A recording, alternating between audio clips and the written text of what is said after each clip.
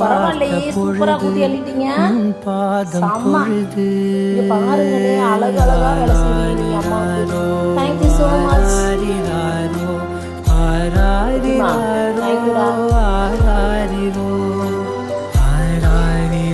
உங்களெல்லாம் குப்பை இருக்கா?